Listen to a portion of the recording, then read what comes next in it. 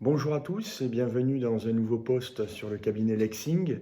Un focus aujourd'hui sur les conséquences au recours massif du télétravail et plus particulièrement sur le contrôle individuel de l'activité des salariés, notamment par log de connexion. L'employeur, le manager, a-t-il le droit de contrôler le travail de ses collaborateurs? La réponse est clairement oui, et même il doit satisfaire aux obligations légales qui lui incombent, notamment dans certains secteurs, des obligations liées à la preuve, et également il doit satisfaire au bon usage professionnel des systèmes d'information mis à la disposition de ses salariés. Ces règles se situent en règle générale dans la charte d'utilisation des systèmes d'information, prolongement du règlement intérieur, s'agissant de l'utilisation de l'ordinateur, des smartphones, de la messagerie professionnelle. Alors, de quoi parle-t-on précisément dans les situations que je vise? Celles d'entreprises aujourd'hui qui ont, compte tenu des mesures de confinement que nous connaissons, eu un recours important au télétravail. En effet, avant le 17 mars, date à laquelle un ensemble de règles liées au confinement ont été annoncées, nombre d'entreprises avaient recours au télétravail de manière ponctuelle, parce que le Code du travail, notamment en 2017, permet cette flexibilité. Dans cette situation, pas vraiment besoin d'établir de règles de contrôle des salariés. Tout étant, je dirais, empirique, l'administrateur réseau est en mesure, par l'identifiant de connexion, de savoir qui se connecte et la date et l'heure du début de la connexion active.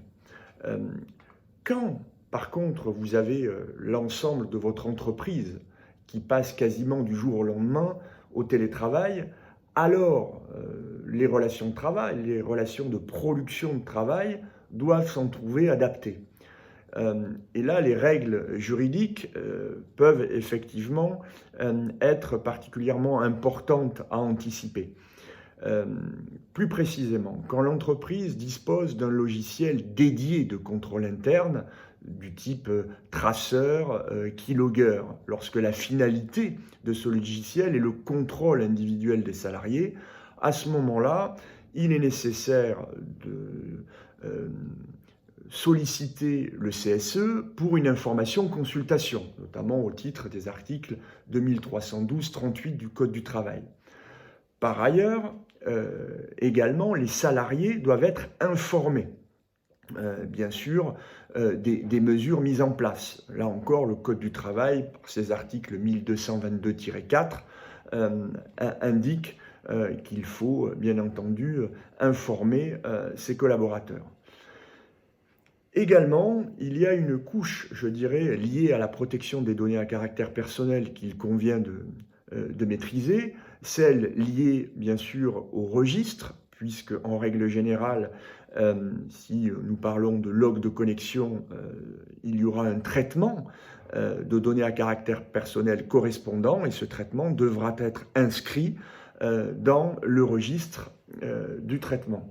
Et également, au titre notamment de l'article 35 du RGPD, il faudra que l'entreprise envisage potentiellement une étude d'impact pour, je dirais, encadrer l'ensemble du dispositif.